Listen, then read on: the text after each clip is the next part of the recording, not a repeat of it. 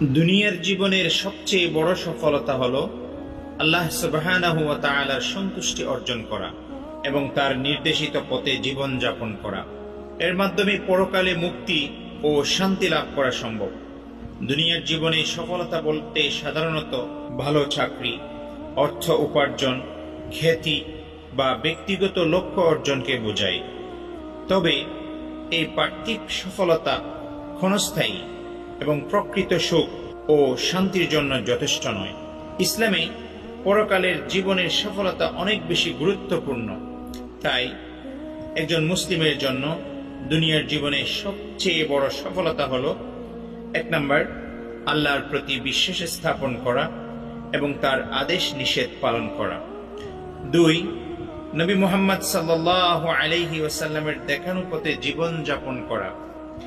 3, সৎকর্ম করা এবং অসৎ কাজ থেকে নিজেকে বাঁচিয়ে চলা। 4, অন্যদের প্রতি সহানুভূতিশীল ও দয়ালু হওয়া। 5, মৃত্যুর পর আল্লাহর কাছে জবাবদিহিতার জন্য নিজেকে প্রস্তুত করা। অতএব দুনিয়ার জীবনের এই ক্ষণস্থায়ী সফলতা নয়, বরং পরকালের অনন্ত জীবনের জন্য প্রস্তুতি নেওয়াই হলো একজন মুসলিমের জন্য সবচেয়ে বড় সফলতা। মহান আল্লাহ আমাদেরকে আমল করার তৌফিক দান করুন। আমিন।